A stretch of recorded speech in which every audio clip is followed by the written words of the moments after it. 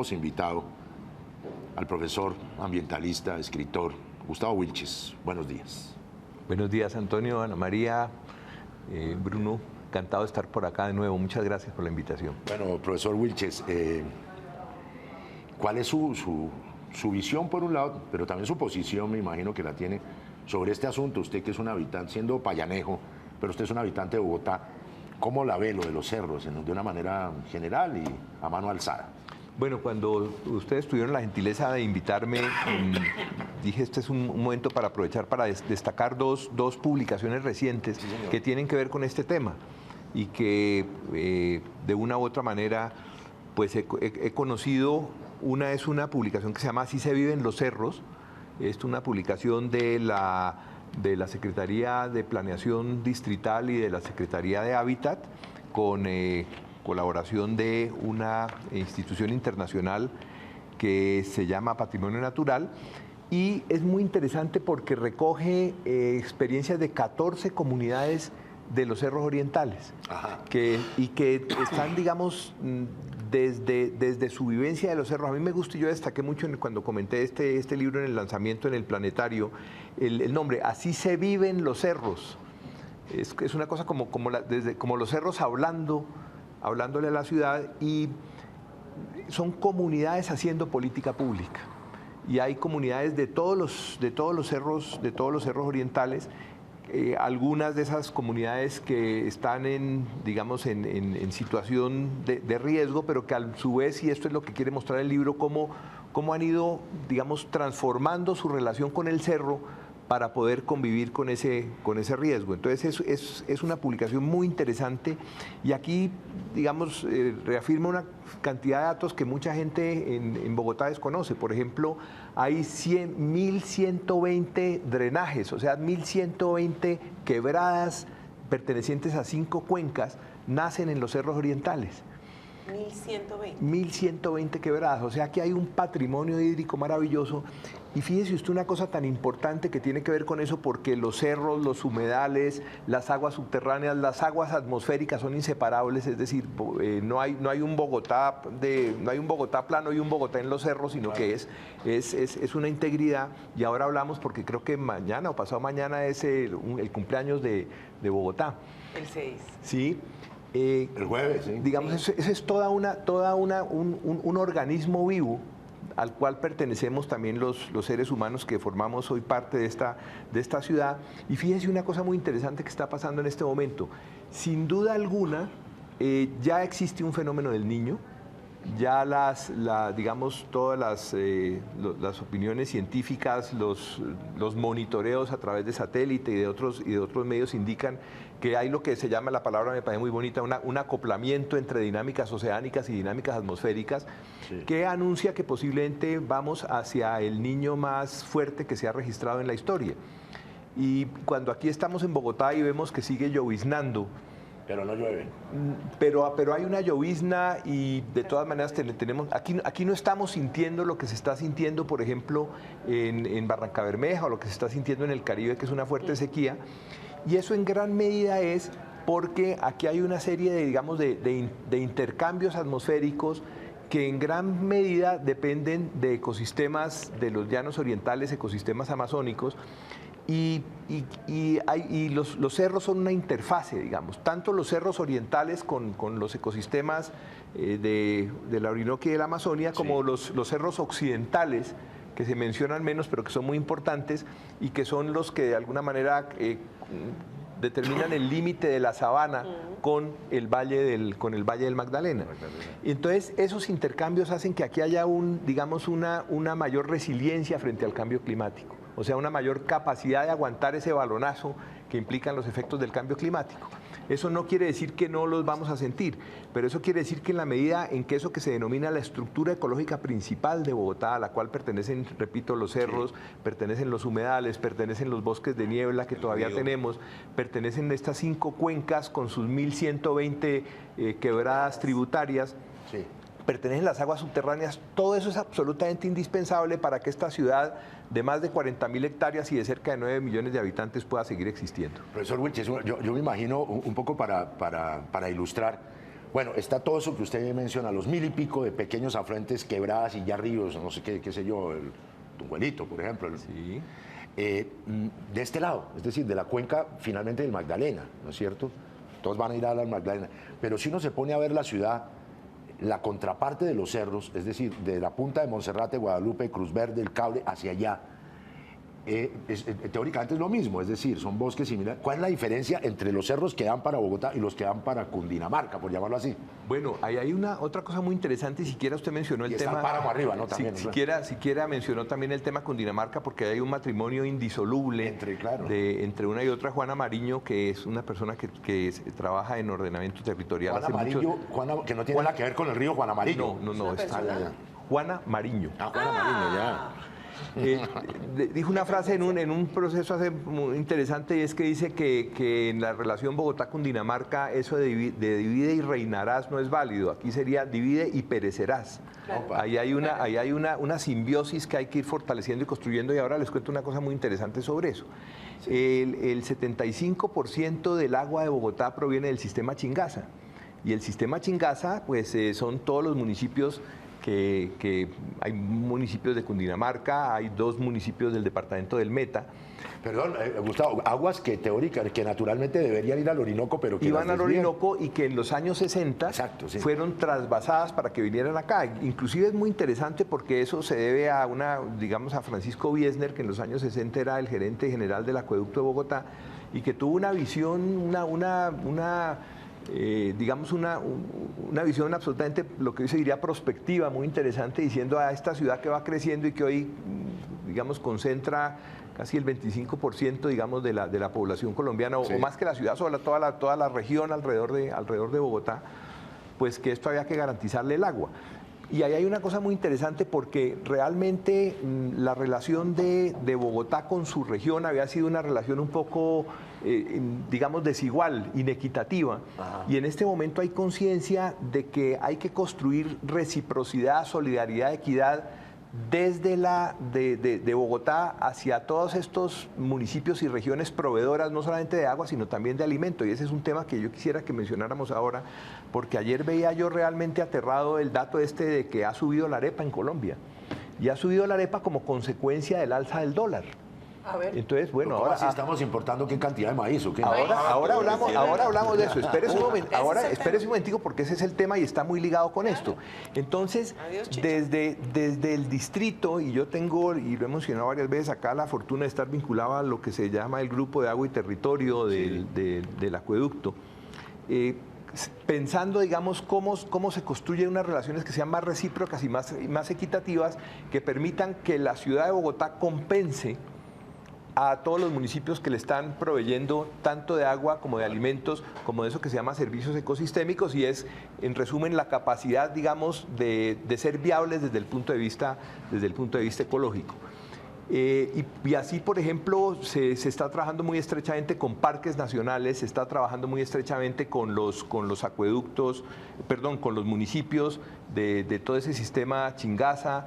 Se está buscando también hacerlo con el Guavio, y esto me da la oportunidad también para mencionar otra publicación reciente. Esto sale el sábado pasado como resultado de un diplomado que hace la Fundación Tropenbos con la Universidad Central, y en el que participa comunidades, autoridades, maestros y maestras, gente de todos los páramos de esta región, el páramo de Guerrero, el páramo de Chingaza, el páramo de Cruz Verde, y es muy interesante porque son comunidades desde la base formulando política pública, o formulando lo que puede ser política pública, tanto para la producción como para la educación, como todo un análisis de cuál es la educación pertinente para las comunidades de los páramos, cómo hacer que la gente joven de todas estas comunidades de los páramos pueda acceder a la calidad de vida con todo lo que merece una persona joven en el siglo XXI, pero sin tener que renunciar a su condición campesina. Entonces quería mencionar este par de publicaciones, porque son apenas un reflejo de procesos que se están dando en esta región de manera muy vital, y que a uno le permiten recargar la batería de la esperanza. Profesor Wilches, La mire, batería de la esperanza. Eso parece energías limpias. Bruno. mire, profesor Wilches, menciona usted un aspecto que creo que ha sido letal, digamos, para el buen desarrollo de la región y la ocupación de toda esta gente de este territorio. Y es la suerte de compartimientos estancos que se crearon entre Bogotá y Cundinamarca. Cundinamarca por un lado y Bogotá por el otro, y cada uno haciendo lo suyo, como si no estuviéramos integrados y como la atención al territorio no fuera responsabilidad conjunta. Por ahí se ha creado una cosa que llaman la RAPE. No sé si usted tenga información sobre qué ha avanzado la RAPE y si serviría esa pretendida integración de la región para subsanar y mejorar los procesos que tienen que ver con el manejo del territorio de las aguas. Bueno, usted toca un punto muy importante y sobre todo sobre una prioridad que ha elegido la RAPE, pero no nos olvidemos del tema del maíz, porque ese es un tema que absolutamente central y tiene que ver también con la RAPE. ¿Se acuerda usted de la famosa frase que importamos de México, de la UNAM, que dice sin maíz no hay país? Exacto. Ahorita hablamos de no eso. la había oído, es muy lindo y aprovecho para citar un texto de una amiga paisa que escribió un libro muy lindo que se llama Solo de maíz vive el hombre. Qué bien. Muy bello. Pues mire, la RAPE es una integración entre Cundinamarca, Tolima, Boyacá, Meta y Bogotá, Distrito Capital, y precisamente es un reconocimiento de todo esto que viene siendo como la región central del país y que definitivamente tiene que unirse alrededor de visiones comunes, de proyectos estratégicos, y es muy interesante porque una de sus prioridades es precisamente la conservación de los páramos. Entonces, en la conciencia de que sin eso que se denomina la estructura ecológica principal, no solamente de una ciudad o de un departamento, sino de toda esta región, pues esa región va a resultar inviable.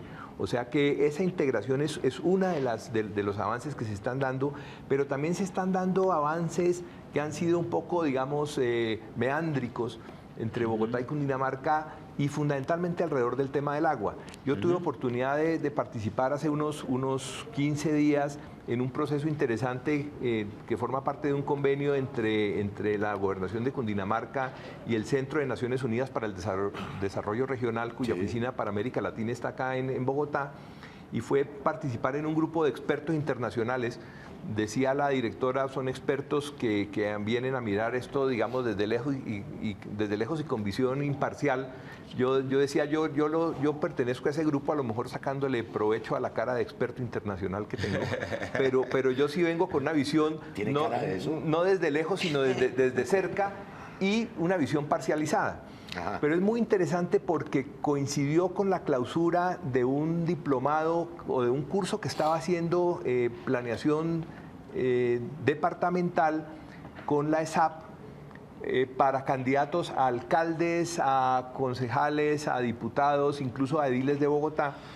Y ahí, digamos, hicimos una pregunta sobre cuáles sean los irrenunciables. ¿Qué son los irrenunciables? Es eso a lo cual por ningún motivo podemos renunciar. Es decir, eso en lo que ya somos ricos, y que renunciar a eso significaría empobrecernos. Una frase que inclusive aquí he hecho varias veces. Significa que no podemos vender los riñones para comprarnos un aparato para diálisis. Entonces, ¿cuáles son esos riñones? No lo había dicho. Bueno, menos mal, entonces era... ¿Cuáles son esos riñones que no podemos vender?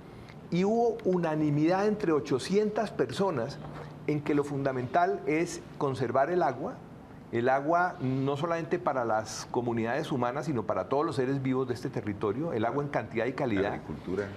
Conservar la seguridad alimentaria.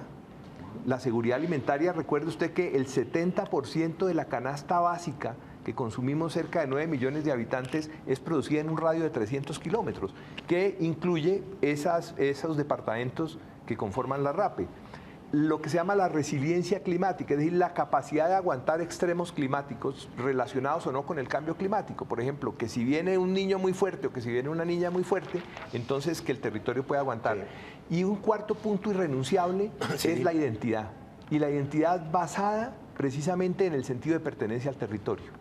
Y a partir de la identidad, solidaridad, reciprocidad, etcétera, etcétera. Bueno, profesor, casi que en el ámbito de la parábola, hace milenios, en la parábola, en la metáfora, el sol, fuente de toda energía y en consecuencia de todo alimento, fundamental. Sin sol no hay alimento, como no lo hay sin agua. En un acto de generosidad, elementos, generosidad, para que usted vaya apuntando, dejó caer una de sus partes sobre la tierra que era una pepa de sol, que era oro, bullonismo, dinero, otra cosa para que anote usted. Y eso cayó en la sabana de Bogotá, esa pepa, y era una semilla de oro que se transformó en maíz. Estamos hablando con usted que sin maíz no hay país, y usted nos tiene una conversación en ese sentido. Mire usted lo que hay. La generosidad de la naturaleza y del sol mismo como padre de la naturaleza, que deja caer a uno de sus hijos casi que cristianamente, amorosamente, para que surja el maíz. El maíz que es oro, pero el oro que es interpretado por los que llegan después en la conquista como el objeto de sus pasiones bullonistas de acumuladores. Y ahora dice usted que vamos a importar maíz. Báileme ese trompo en la uña, profesor Wilches. Bueno, primero vamos a la etimología de parábola. Jesucristo les hablaba a los apóstoles en parábolas para que le pararan bolas. Mire, yo ayer cuando oigo en las noticias que ha subido el precio de la arepa en Colombia, porque resulta que ha subido el dólar y porque la mayor parte del maíz que consumimos en Colombia es importado, yo no podía creer eso realmente. Yo soy caucano, ustedes saben, y hasta hace poco, bueno, no hace poco, o por lo menos yo recuerdo que el municipio de Mercaderes en el Cauca era el principal municipio exportador de maíz o productor y exportador de maíz en Colombia. Y resulta que ahora me entero de que estamos importando el maíz. Entonces, eso en términos de seguridad alimentaria, pero también en términos de identidad es gravísimo.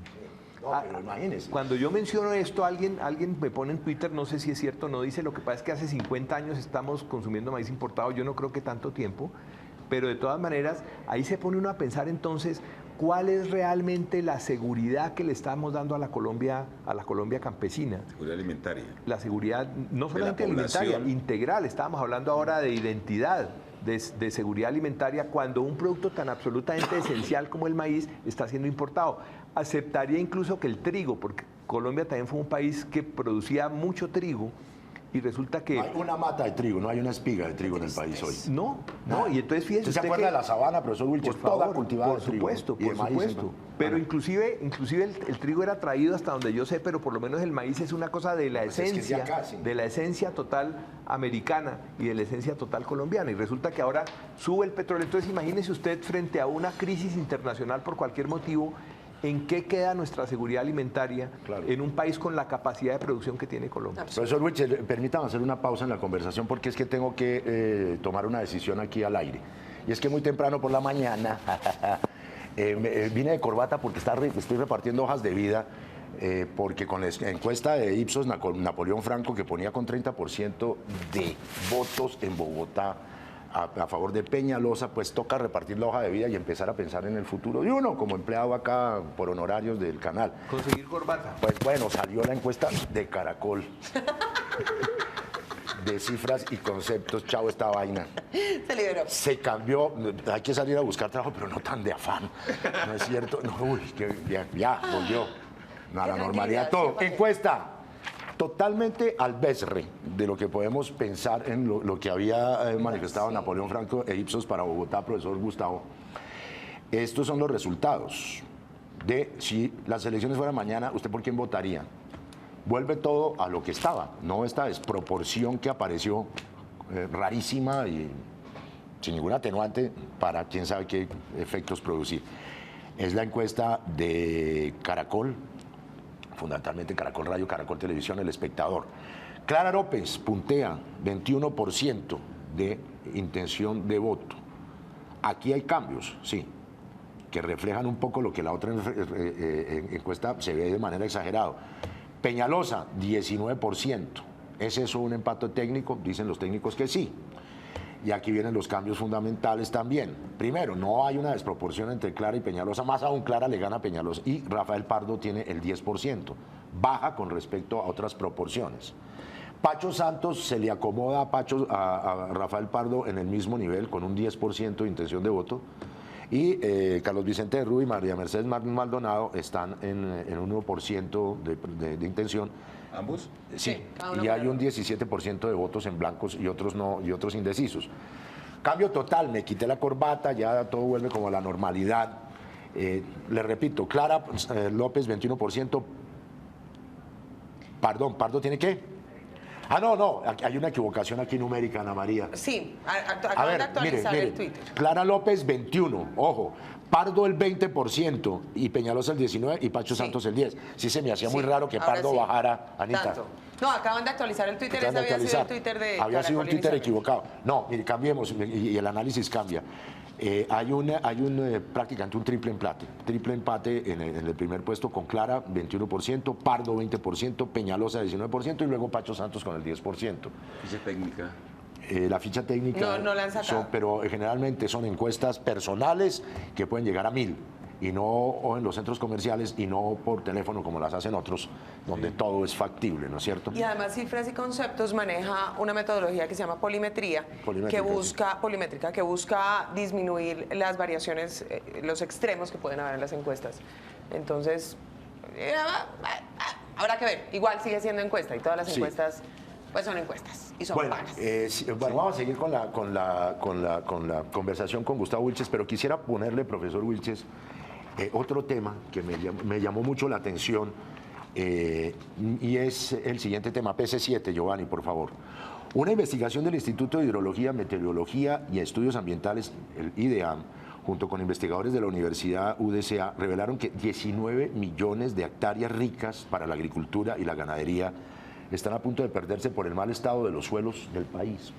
Según los expertos, dicha cifra es una amenaza, pues el 73% de los suelos aptos para la agricultura presenta algún tipo de erosión y el 51% con vocación para sistemas agropecuarios y forestales está seriamente afectado, generando pérdidas por más de 25.000 millones de pesos para la economía. A departamentos más afectados, Cesar, Guajira, Magdalena y Huila. Huila, con un grado de erosión entre el 73 y el 82%. ¿Será que se amplió la Tatacoa o qué? Por medio de un comunicado, los investigadores señalaron que las principales repercusiones del deterioro del suelo se perciben en la pesca, en la producción de energía eléctrica y en el suministro de agua potable. El estudio precisa que la erosión está presente en el 33% de los suelos que sirven para conservar los bosques naturales. Se calcula que hay 3.453.000 donde se ubican cuencas abastecedoras, kilómetros cuadrados de embalses, metros de embalses con fines energéticos, agropecuarios y acueductos municipales que están seriamente comprometidos. Profesor Wilches, ¿qué significa esto? O sea, 19.000 millones de hectáreas es una barbaridad. El IDEAM dice, estamos a punto de perder esto. Es el hombre, es el cambio climático, es la naturaleza. ¿Cómo la ve? Sí, yo creo que es la manera como hemos entendido, digamos, nuestra relación, o malentendido nuestra relación con el planeta. Sí. Eso tiene que ver con el tema que estábamos hablando ahora, de que, digamos, cada vez estamos dependiendo más de productos de primera necesidad importados, en lugar de producirlo en un país con una vocación agrícola como la de Colombia. Y eso se refleja también, por ejemplo, en la sedimentación de los ríos, y particularmente del río Magdalena. Ahora hay un gran proyecto que en alguna medida, podríamos decir casi que donaron los chinos para recuperar la navegabilidad en el río Magdalena, la empresa hidrochina. Sí. Pero resulta que es que el tema de la navegabilidad del Magdalena, el tema de la sedimentación de los ríos tiene de dramático es que son las tierras fértiles de los Andes que están yendo a parar a esos ríos y que están convirtiendo también a Colombia en un exportador de sedimentos al Caribe, generando a la Colombia inclusive, digamos, conflictos internacionales, porque esa sedimentación pues va a afectar actividad turística en muchas de las islas del Caribe. Entonces, fíjese usted que ese es un drama tremendo, y volvemos al tema de las prioridades y de los irrenunciables. Colombia no puede renunciar a su seguridad alimentaria, y la seguridad alimentaria depende de que haya agua, depende de que haya ecosistemas fértiles, depende de que haya suelos fértiles y depende de que haya calidad de vida para los campesinos. O sea que eso está absolutamente ligado con este tema. Y permítame conectarlo también con el tema de las elecciones. De la encuesta. Perfecto. Y es que mire usted que hay unos ejes en el plan de desarrollo de la Bogotá humana, que sea quien sea el próximo alcalde o alcaldesa, necesariamente hay que mantenerlos. Por ejemplo, eso de que el territorio se ordena alrededor del agua. Eso no es un embeleco de Petro, eso es un embeleco del agua. Y resulta que cuando el territorio no se ordena alrededor del agua, sino cuando lo que hacemos es intentar imponerle al agua prioridades humanas, entonces el agua protesta y protesta a veces muy por las malas, generando esos mal llamados desastres naturales. Pero entonces, digamos, ese tipo de eje tiene que mantenerse porque depende es precisamente de eso depende la posibilidad de un territorio de convivir con el cambio climático. Y ese es otro de los ejes, hacer de Bogotá un territorio resiliente al cambio climático, es decir, que sea capaz de aguantar extremos.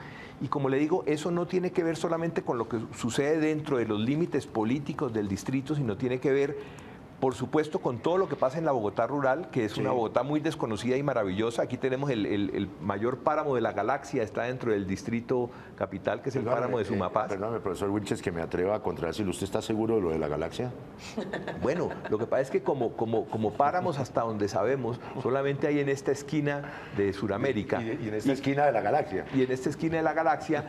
Y resulta que el mayor páramo registrado en el mundo es el páramo de Sumapaz, en términos de su extensión. Yo conocí uno más grande. ¿Cuál? Guillermo Páramo, profesor de marcha en la Universidad Nacional. Bueno, pues usted lo conoce.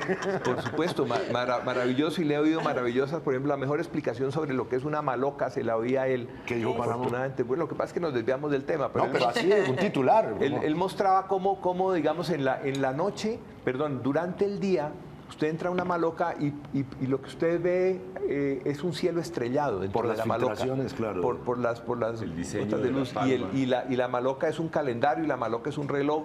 Bueno, es un cosmos absolutamente maravilloso que muestra cómo la construcción de quienes, o el concepto de hábitat de quienes viven muy de cerca el cosmos, se refleja también pues en la maloca. Oiga, profesor Wilches, pero nos estamos pero desviando. pero es que se la voy a poner en toda continuidad para que usted la ligue.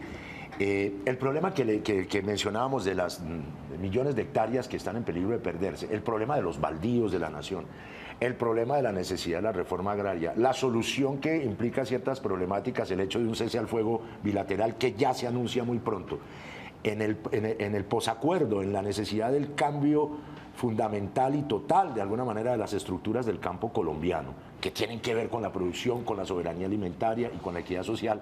¿Usted cómo ensambla todo esto que estamos viviendo? Bueno, si le contesto punto por punto, tendríamos que declararnos en sesión permanente. Declaremos.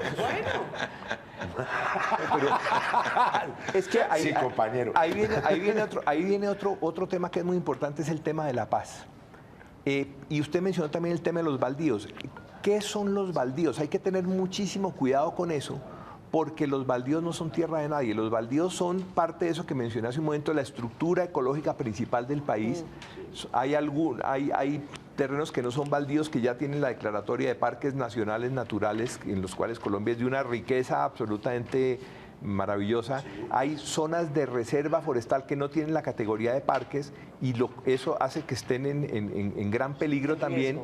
Y sobre todo hay que tener en cuenta que en este proceso de paz que esperamos todos, que a pesar de todas las dificultades finalmente llegue a la posibilidad de que se firmen esos acuerdos y que podamos comenzar a la construcción de eso que yo he llamado el paz conflicto.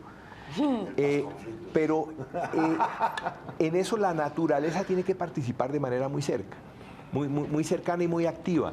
Y es muy peligrosa la posibilidad de pronto de que se resuelva, digamos, otorgar tierras en zonas cuya vocación es forestal, cuya vocación es de protección, en lugar de digamos, de hacer realmente, aunque sea una básica reforma agraria, en donde los campesinos pues tengan acceso a la tierra, porque si existe el peligro de que estas zonas de reserva forestal se dediquen entonces a ampliar la frontera agrícola, entonces digamos puede haber una tranquilidad temporal para los actores humanos, sí, pero solamente temporal, porque en el mediano plazo entonces ya va a venir la pregunta: ¿con qué va a resistir este territorio al cambio climático? ¿Cómo vamos entonces a evitar que se entregan unos suelos, pero que esos suelos dentro de poco tiempo van a estar absolutamente deteriorados? Entonces, fíjese usted que... Entonces, ¿cuál reforma agraria, en cuáles suelos y en cuáles baldíos que se los cogen los grandes capitalistas del agro? Entonces, ahí es donde es muy importante que se considere que el territorio no es solamente un telón de fondo y que el agua no es solamente, el agua y los suelos y los bosques no son solamente objetos alrededor de los cuales los actores humanos negociamos, sino que necesariamente son actores del territorio que si no los oímos por las buenas, protestan por las malas. Fíjese usted que Colombia es un país que tiene una mínima aporte en gases de efecto invernadero al cambio climático, es algo así como el 0.43%. Es decir, si milagrosamente dejáramos de emitir hasta la última molécula de gases de efecto invernadero, estaríamos reduciendo el problema en 0.43%, pero quizá el mayor aporte, el más grave que tiene Colombia al problema mundial, pero particularmente al problema colombiano, es la deforestación. Es la destrucción de los bosques, es la destrucción de los suelos, que usted acaba de mencionar con unas cifras tremendamente dramáticas. Sí. Y resulta que, digamos, en la medida en que pretendamos ampliar la frontera agrícola, metiéndonos en estos terrenos que son de vocación ecológica, de vocación forestal, natural, para poder generar ese sistema inmunológico del país, entonces en esa medida estamos agravando el problema. Profesor Wilches, mire, la problemática ambiental es amplia y diversa. Ocurre en todo, a lo largo y ancho del país. Bogotá ha puesto un mojón importante, ¿cierto? En el mojón de los buenos. Una marca. O sea, una marca. Los televidentes, pero uno hubiera podido entender que Bogotá la había cagado. No, eso la había mojado. Bueno, es otra historia. Embarrado, sí. Ese mojón tiene que ver con el eje 2 del plan de desarrollo. Hito, digamos, un hito. Un hito biotrico. Y de respetar los territorios del agua y ordenarnos alrededor de esos territorios, respetando esos territorios. Bueno, por otro lado, tenemos una autoridad ambiental a nivel nacional, el Ministerio de Ambiente, que bueno, llegó al degenero de la licencia express. O sea, no existe autoridad ambiental. Y al tiempo, el gobierno al cual pertenece ese territorio está jugado con la locomotora minera. O sea, en el plan de desarrollo que se aprobó recientemente, ahí está eso. O sea, la principal fuente de recursos y de riqueza sigue siendo la minería destructiva y avasalladora de los territorios.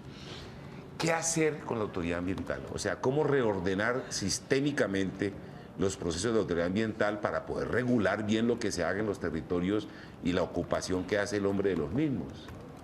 Bueno, ahora acaba de haber una decisión importante desde el punto de vista del Ministerio de Ambiente, que es, digamos, blindar algunos territorios colombianos muy importantes frente a la posibilidad de que haya actividad minera. Y ahí lo fundamental es que el alto gobierno caiga en cuenta de que esa apuesta central que tiene por la paz necesariamente tiene que tener una base ecológica, una correspondencia y tiene que permitir entonces que la estructura ecológica del país pueda también formar parte de la paz. Porque si no hay agua, no hay paz.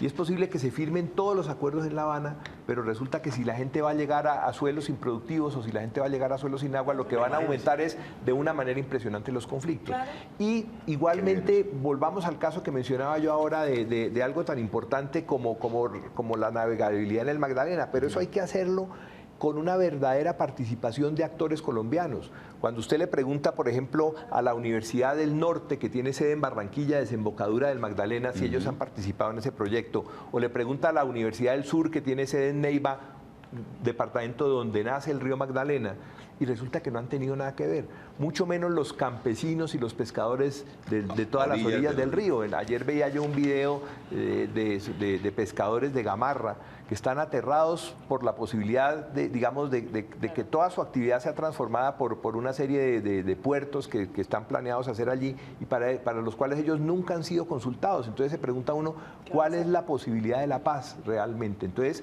a mí me parece muy importante que el alto gobierno se dé cuenta que para que esa apuesta de la paz, para que la semilla de la paz pueda germinar, tiene que haber suelos fértiles en todo sentido, y a mí me parece que eso es importante. Y como le digo,